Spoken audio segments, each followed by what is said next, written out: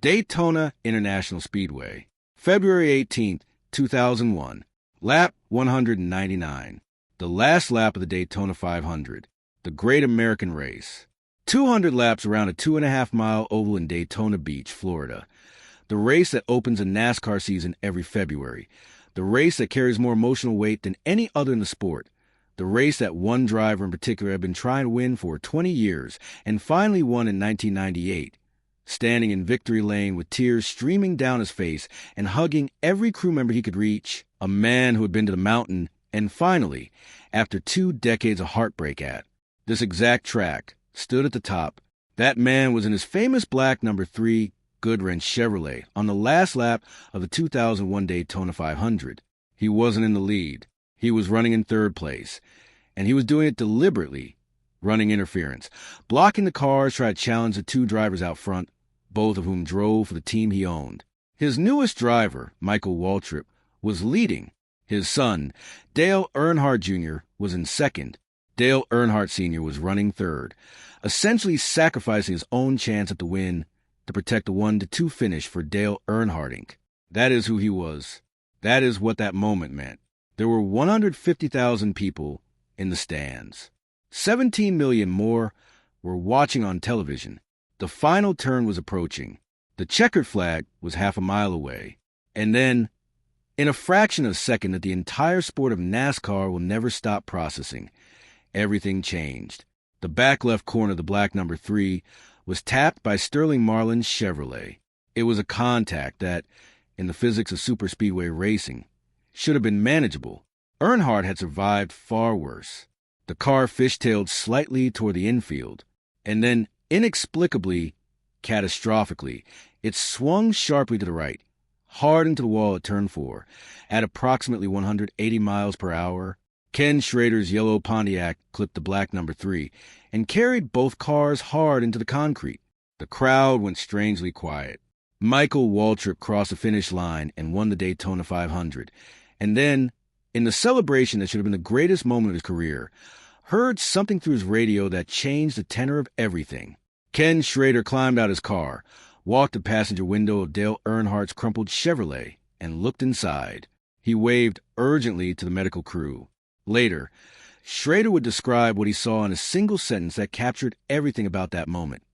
"I knew he was dead. Yeah, I didn't want to be the one who said, 'Dale is dead.'" At 5:16 p.m. Eastern Time, Dale Earnhardt Sr. was pronounced dead at Halifax Medical Center in Daytona Beach, Florida. He was 49 years old. And then, in the days and weeks and months that followed, the questions started. Questions about the car, about the crash, about the seatbelt, about the device he had refused to wear, about what the investigation actually found, and what it couldn't find because the most important evidence had been destroyed by the physics of the impact itself. This is the full story of what really happened to Dale Earnhardt's car, and what it cost the sport to find out. Subscribe right now, because this is a story NASCAR had confront about itself, and almost didn't. Kannapolis, North Carolina, April 29, 1951. The Carolinas produced NASCAR the way certain soils produce certain crops, not by accident, but by the specific combination of geography, culture, and economic necessity that makes one thing inevitable. In the mill towns and farming communities of Piedmont, North Carolina, where the textile industry employed generations of families in conditions that left little room for ambiguity about the relationship between hard work and survival, stock car racing was not a hobby. It was an identity, a way of proving something, a way of being seen. Ralph Dale Earnhardt was born into that world as the son of Ralph Earnhardt, Ironheart, as the short-track racing community called him. A man who converted the barn behind a family home in Kannapolis into a garage, and who raced as many as 3 times a week to supplement his income, earning the deep respect of every driver and crew chief who watched him work.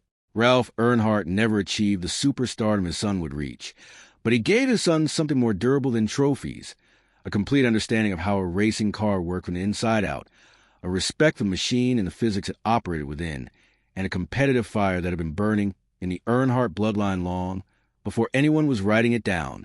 Dale spent his childhood in that garage more than he spent it in classrooms. By age 12, he was already driving.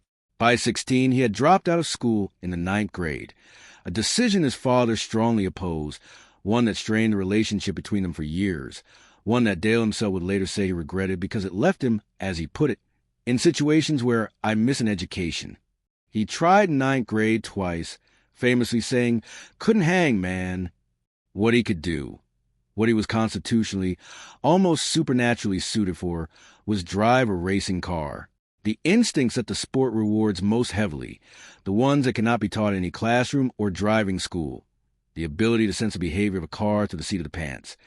To know a fraction of a second before the instruments register that something is changing the contact between tire and asphalt. To calculate the angles and speeds and available space at the edge of physical control and find lines through traffic that other drivers couldn't see. Those instincts were his from the beginning and grew more formidable with every mile of every race he drove. His father died of a heart attack in September 1973. Dale was 22. He had not yet made his full-time debut in the NASCAR Winston Cup Series. The man who had given him everything he knew about racing was gone before he could watch his son become what the son knew he was going to become. The early years in NASCAR were difficult in the way that every great driver's early career is difficult. Not for lack of talent, but for lack of the infrastructure that talent requires. He drove for a series of underfunded teams and part-time efforts through the mid-1970s, scraping together opportunities where he could, demonstrating in brief flashes the quality that the sports series observers were cataloging and waiting to see with consistent resources behind it. In 1979, those resources finally arrived. He signed a full-season deal and won NASCAR's Rookie of the Year award. The following season, 1980, he won his first Winston Cup championship. He was 28 years old, a son of Kannapolis, a boy who spent more time in a garage than a classroom, the champion of the premier racing series in America. He would win 6 more championships over the next 2 decades, 7 in total, a number matched only by Richard Petty and, later, Jimmy Johnson. He won 76 races in 676 Cup starts. He earned more than $40 million in prize money, and he did all of it in a manner so distinctively his own that the sport built an entire mythology around it. Drop a like right now if you grew up watching Dale Earnhardt, if you remember what it felt like to see that black number 3 in someone's rearview mirror. Because what comes next is the part of the story that changed everything about the sport he dominated, the Intimidator. The nickname was not assigned to Dale Earnhardt by a marketing team. It emerged organically from what happened when other drivers looked in their mirrors and saw the black number 3 behind them. He drove with an aggression that was completely calculated, an absolute willingness to use a car as an instrument of intimidation, to position his vehicle in ways that communicated, without ambiguity, that he intended to go through whatever was in front of him rather than around it if the opportunity arose. He bumped, he nudged, he crowded, he leaned on people. He used the physics of drafting and blocking with the strategic depth of a chess master and the blunt force of a freight train. NASCAR fined him repeatedly. Other drivers complained. Crews fumed. The governing body of the sport struggled with how to balance the electric appeal of his style against the genuine danger it occasionally created. None of it made him change, because the results were irrefutable. 7 championships don't happen by accident. They happen because the driver inside the car is making better decisions, under more pressure, more consistently, than every other driver on the circuit. What the championships don't fully capture is the texture of what Dale Earnhardt was to the people who followed him. He was not just a champion. He was a character in the oldest American sense of that word, a person whose identity was inseparable from the community that produced him, who wore the culture of working-class Carolina on his sleeve as a point of pride rather than a thing to be refined away as success arrived. He hunted and fished. He raised cattle on his farm in Mooresville. He talked the way he drove, directly, without ornamentation, without any apparent interest in the gap between what he was thinking and what he was saying. The merchandising operation around Dale Earnhardt became, through the 1990s, the largest in NASCAR history. His team, Richard Childress Racing, was the standard by which other operations were measured. His business empire, Dale Earnhardt Incorporated, which fielded cars for other drivers, was growing. His son, Dale Earnhardt Jr., had begun racing and was drawing a following that suggested the name would continue to mean something in the sport long after man himself was done competing. He had won 23 times at Daytona International Speedway in various events, but only once in the Daytona 500 itself. After 20 years of trying, in 1998, that win, the emotion of it, the tears, the length of the wait, is one of the most celebrated moments in NASCAR history. He stopped the car on the way to victory lane, and crew members and competitors from other teams ran out onto the pit road to shake his hand or slap the side of the car. People who had raced against him for 20 years and who knew exactly how difficult he could be to deal with on the track ran out to congratulate him, because the win meant that much, because 20 years was that long. 3 years later, he was back. Same track, same race, same turn 4. The sequence of events in the final moments of Dale Earnhardt's life has been reconstructed with a precision that modern motorsport safety analysis makes possible. And what the reconstruction reveals is both straightforward and deeply unsatisfying. Straightforward in its mechanics, unsatisfying in the accumulated weight of decisions that led to it.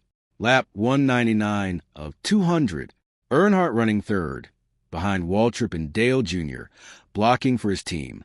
The tight 5-car pack through turn 3. Sterling Marlin's number 40 making contact with the back left corner of the black number 3. Contact so minor that photographs of Marlin's car afterward showed almost no visible damage. The contact sent Earnhardt's car into a slight leftward slide toward the infield. Under normal circumstances, under the circumstances that Earnhardt had navigated thousands of times in his career, a driver of his skill would have caught that slide, corrected, and continued racing. Something went wrong in that correction. The car swung sharply to the right, cutting back across the track and connecting with Ken Schrader's number 36. The two cars went together into the outside concrete retaining wall at a right angle, a near perpendicular impact at approximately 180 miles per hour. The angle, that is what made this crash different from the crashes that looked worse, and ended without fatality.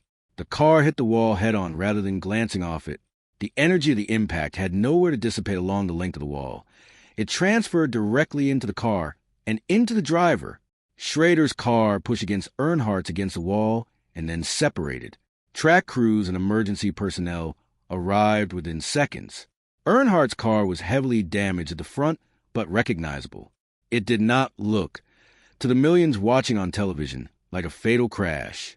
Tony Stewart had flipped his car at the same race 20 laps earlier and walked away.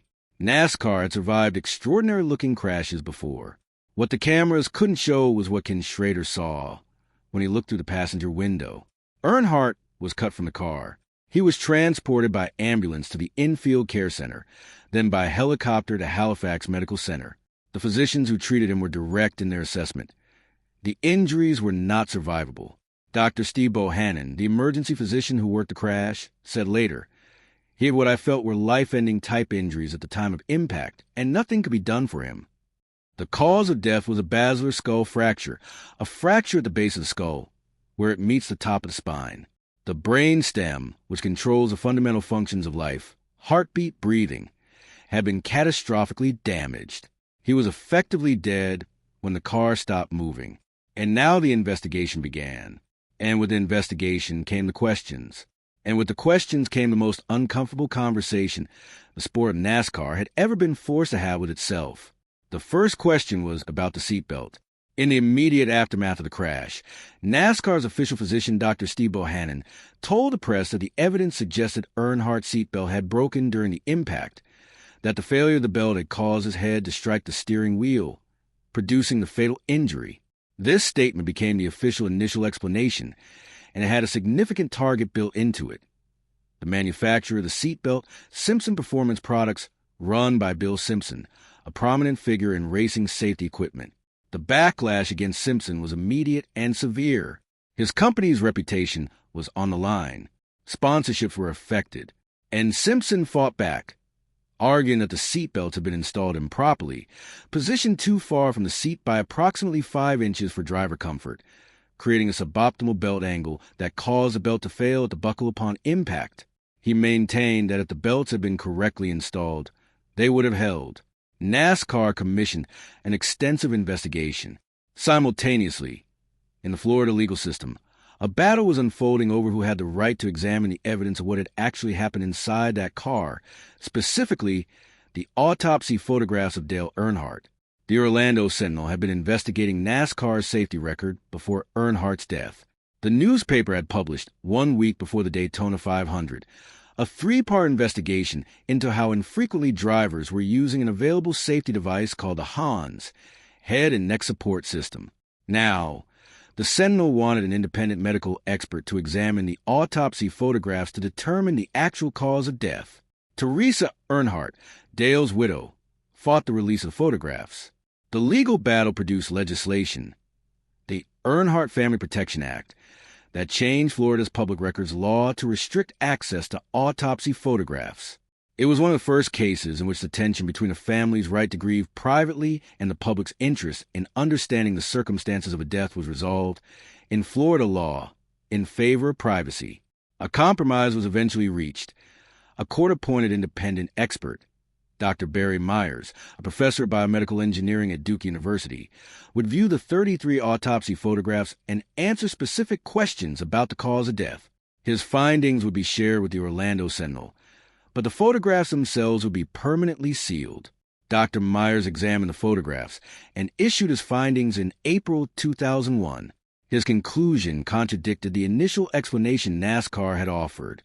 The restraint failure, Myers concluded, did not appear to have played a role in Earnhardt's fatal injury. The evidence supported the theory that the basilar skull fracture resulted from severe head whip, the violent forward motion of the head and helmet unrestrained. When the car decelerated instantaneously upon impact, the seatbelt had broken. But the seatbelt's failure had not caused the death. The death had been caused by the movement of the head. Specifically, the absence of anything preventing that movement, the absence of the HANS device. This is where the story becomes something more than an accident investigation. This is where it becomes a story about the price of pride, about institutional inertia, about the specific tragedy of knowing what will save you and refusing it. The HANS device, head and neck support, is a carbon fiber collar worn around the shoulders of a driver, attached to the helmet by tethers, designed to prevent the violent forward and rotational movement of the head during a sudden deceleration. The physics it addresses are simple and brutal. When a car stops suddenly in a crash, the driver's body is restrained by the seatbelt, but the head, connected to the body only by the neck muscles and the cervical spine, and carrying the additional weight of the helmet, continues to move forward at the car's previous speed until something stops it. That something was supposed to be the HANS device. Without it, the head whips forward. The forces generated at the base of the skull, where the head connects to the spine, can be sufficient to fracture the bone and destroy the brain stem. This injury had killed 17 professional racing drivers before the start of the 2001 Daytona 500. 17. The injury was understood. The mechanism was understood. The device that prevented it existed, had been tested, had been proven effective. Earnhardt famously claimed that HANS devices were uncomfortable, too restrictive, and said that he feared they would cause more injuries and problems than they prevented. He would go on to state that the anchors would sooner hang him than save him in the event of a crash, and referred to the device as that damn noose. He was not alone in this resistance. Many drivers shared his skepticism.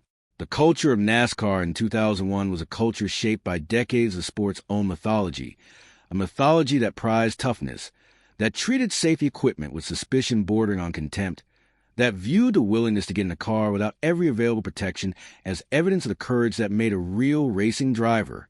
The same culture that had produced Dale Earnhardt's greatness was also the culture that allowed him to refuse the device that might have saved his life. In January 2001, just weeks before the Daytona 500, General Motors, Ford, and NASCAR brought Dr. John Melvin, an esteemed automotive safety expert, to a Daytona test session to present to drivers on the benefits of the HANS device. Earnhardt was the only no-show. The device's co-inventor, Robert Hubbard, was in the garage that day, working with drivers who were willing to listen.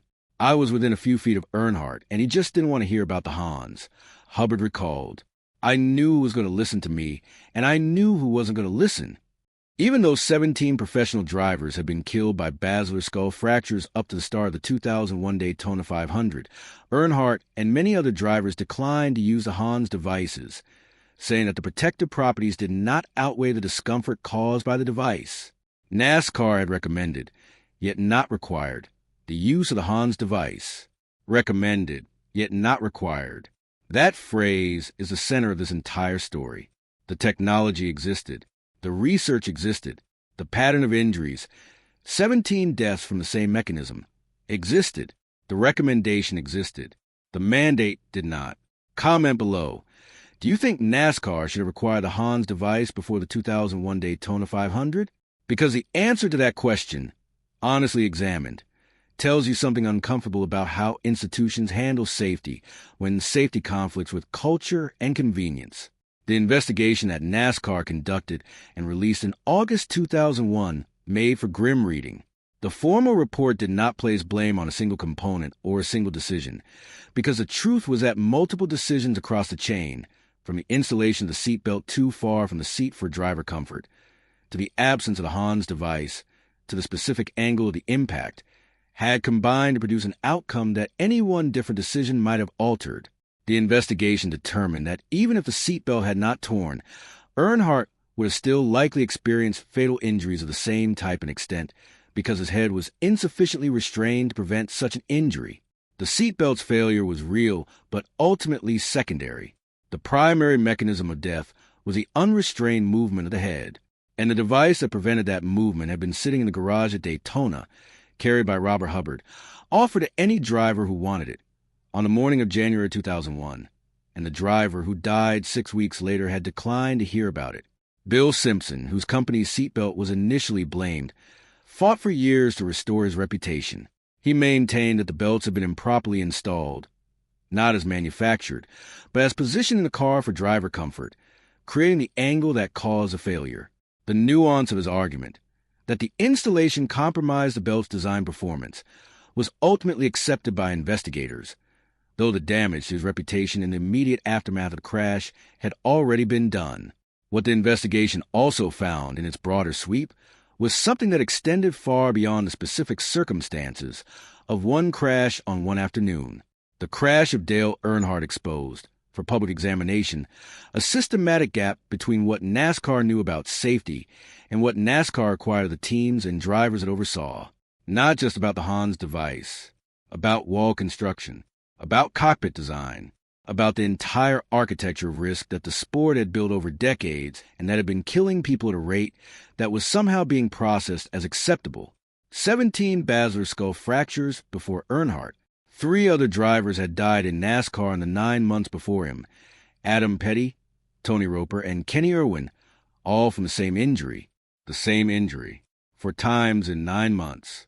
Earnhardt died of the same injury that killed 3 other drivers, Adam Petty, Tony Roper, and Kenny Irwin, in the 9 months preceding his death. This was not a mystery. This was a documented pattern with a documented solution that the sport had not compelled its participants to use. After the crash, the changes came. They came with a speed that institutions typically reserve for the period immediately following a catastrophe that can no longer be denied. The period in which the gap between what was known and what was done becomes publicly visible and politically impossible to defend. Within months of Earnhardt's death, NASCAR mandated the Hans device for all drivers. The device that the Intimidator had called that damn noose became a condition of competition. No Hans, no race. The resistance evaporated. The objections about comfort and restriction were addressed through design refinements that made the device more accommodating without compromising its protective function. The safer barrier, steel and foam energy reduction, began to replace the concrete retaining walls at tracks across the NASCAR circuit. The safer barrier is a steel tube structure backed with foam blocks, designed to absorb and redirect the energy of an impact rather than reflecting it directly back into the car. The concrete wall at Turn 4 Daytona International Speedway, the wall that the black number 3 hit at a 90-degree angle at 180 miles per hour, is not made of concrete today. The car tomorrow, a complete redesign of the NASCAR stock car, was developed and implemented in the years after Earnhardt's death, incorporating safety improvements that the investigation identified as necessary: a reinforced roll cage, a driver's seat position closer to the car's center away from the door, larger crumple zones, improved head restraint systems as standard equipment. These changes have saved lives. Demonstrably, measurably, in the years since 2001, drivers have walked away from crashes that would have been fatal in the cars that Earnhardt drove. The sport is not without risk. No sport conducted at these speeds can be. But it is quantifiably safer than it was on the afternoon of February 18th, 2001.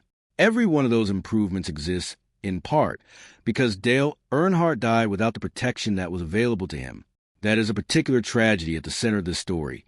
Not just that he died, but that the tools to prevent his death were sitting in the same garage where his car was being prepared. The argument about comfort, the cultural resistance to change, the institutional failure to mandate what it had merely recommended, the crash that didn't look bad enough to explain what happened inside it. Now, the question the title of this video asked: what actually happened to the car? The black number 3 Chevrolet Monte Carlo that Dale Earnhardt drove in the final race of his life was removed from Daytona International Speedway in the immediate aftermath of the crash and became part of the official investigation into his death. Photographs of the car's interior, specifically of the seatbelt system, were taken and included in the accident report. Those photographs, released as part of the investigation, were the last time the public was given any definitive look at the car. An investigation was done on Earnhardt's death, and NASCAR announced that the seatbelts had broken in the crash. The car's ownership returned to Richard Childress Racing. And from that point forward, Richard Childress has declined to discuss publicly what became of the number 3 Chevrolet that was in his possession from the moment it left Daytona. When ESPN asked Childress about the car's whereabouts in the years following the crash, his response was characteristically brief. "I'd rather not comment on that. Thank you, though." The car has not been publicly displayed. It has not been exhibited in a museum. It has not been donated to a collection or listed at auction.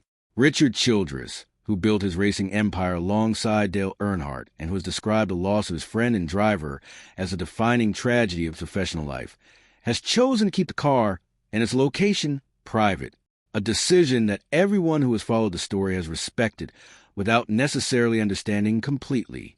The theories about where it is range from the straightforward to the dramatic, that it is stored in a temperature-control facility somewhere on the Richard Childress Racing Campus in Welcome, North Carolina, that it has been disassembled, that it no longer exists in the form it was in when it left Daytona. One story, unverified and almost certainly apocryphal, holds that it was sunk in Lake Lloyd, the lake in the infield of Daytona International Speedway, which is exactly the kind of story that fills the vacuum left by official silence. What is known is this: Childress made a promise to Earnhardt. The two men had been on a hunting trip together in New Mexico, where they apparently had a conversation about what would happen to the team and the cars if either of them died. Earnhardt told Childress, according to accounts Childress has shared publicly, that he wanted the operation to continue. He wanted the number to keep running. He wanted the wins and the championships to keep coming. Childress has honored that promise. He brought the number 3 back to the Cup Series for Austin Dillon, his grandson, in 2014. And in February 2018, Austin Dillon won the Daytona 500 in the number 3, on the 17th anniversary of Earnhardt's death, at the same track where Earnhardt died. Richard Childress was in the pits when his grandson crossed the finish line, and the emotion of that moment, the way it folded 17 years of loss and legacy and promise into a single checkered flag, was visible in every photograph taken of Childress in Victory Lane. The car from 2001 stays private. The number carries on. There is one more thing that the story of Dale Earnhardt's car demands. One more layer of truth that the investigation produced, and that the safety revolution that followed embedded permanently into the way the sport understands itself. The Orlando Sentinel published its 3-part investigation into Hans device usage 1 week before the Daytona 500 in 2001. 1 week before. The series documented the pattern of basilar skull fracture deaths, the existence and effectiveness of the Hans device, and the culture within NASCAR that was allowing drivers to decline its use without consequence. The newspaper was trying to tell the sport something it needed to hear. The sport was not listening. After Earnhardt's death, when a medical examination confirmed that the cause of death was consistent with exactly the mechanism the Hans device was designed to prevent, the editor who had published that 3-part investigation described what followed as one of the most difficult professional experiences of his career. Not triumphant, not vindicated, just heavy. The weight of being right about something in a way that doesn't feel like winning. The Hans device's co-inventor, Robert Hubbard, who had been in the Daytona garage in January 2001 watching drivers get fitted for the device, while Dale Earnhardt stood in the adjacent stall and didn't want to hear about it, published his memoirs before his own death in February 2019. He titled the book, Crash, From Senna to Earnhardt, because before Earnhardt, the death of Ayrton Senna at Imola in 1994, also from a basilar skull fracture, had been the most prominent case in the sport's history of the same preventable injury. Senna's death had changed Formula One's approach to safety in ways that NASCAR had observed from a distance without importing the lessons. The silence that followed these deaths, the silence that eventually broke into mandates and new barriers and redesigned cars, is the sound of institutions confronting the gap between what they knew and what they did. That gap is not unique to NASCAR. It exists in every industry, every organization, every context in which the people with authority over safety decisions have interests that compete with a straightforward implementation of what the evidence recommends. What makes the case of Dale Earnhardt different? What gives it a particular weight in the history of sports safety is that the gap was so visible, so documented, and so completely closed by a tragedy that anyone paying attention could have predicted would eventually occur. Subscribe to this channel if you believe that understanding what went wrong completely, honestly, without looking away from the uncomfortable parts, is the only way to ensure that what went wrong is not permitted to go wrong again. February 18th, 2001, 5:16 p.m. Eastern Time. The greatest stock car driver of his generation was declared dead at the age of 49. The man who had dropped out of school in 9th grade to follow his father into a garage in Kannapolis had won 7 championships, 76 races, and the love of a sporting culture that measured its heroes in a very specific currency, the willingness to go all the way, every time, regardless of what it cost. He was the most recognizable figure in NASCAR history. He was the intimidator.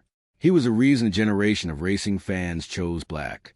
He died because a crash that looked survivable from the outside was anything but from the inside. He died because his head was not restrained. He died because a device that would have restrained it was available to him, recommended to him, offered to him in a garage 6 weeks before his death, and refused. He died because the sport that produced him had not yet found the will to require protection it already knew how to provide. The black number 3 sits somewhere in the private custody of Richard Childress Racing, in a location that Childress has chosen not to disclose and that may never be publicly known. The car is destroyed at the front, battered by an impact at 180 miles per hour into a concrete wall. It holds a specific physical record of the last crash Dale Earnhardt ever drove. What it cannot hold, what no piece of metal or documentation can fully contain, is the weight of the question the investigation kept circling back to and never quite putting into plain language. Not what failed. The investigation answered that with precision. The right front seatbelt, the absence of head restraint, the angle of impact, those are the mechanics. The question the investigation couldn't answer is the harder one. How many times had the sport seen this exact injury? 17 times, by its own count, before the Daytona 500 2001, and not yet found a way to say, enough, you are wearing this device, or you are not racing. 17 drivers, the same injury, the same prevention, the same recommendation that stopped short of a mandate, and then the 18th, the most famous driver in the sport, in turn 4, on the last lap, in front of 17 million people. The Hans device became mandatory the year after he died. The safer barrier replaced the concrete walls. The car tomorrow rebuilt the cockpit around the driver. The sport that Dale Earnhardt dominated for 20 years became, in the years after his death, fundamentally safer than it was when he was racing in it. He didn't live to see any of it. And the car, that black Chevrolet with the crumpled nose and the broken seatbelt, and the number on the door that an entire generation of racing fans could identify at a glance in the grandstands at 200 miles an hour, sits in the dark of wherever Richard Childress has put it, holding its silence the way racing cars always do when the engine is off. The number it wore came back, on Austin Dillon's car, at Daytona, 17 years to the day. The Intimidator would have approved of that. He always said he wanted the car to keep running. It just wasn't supposed to come back this way.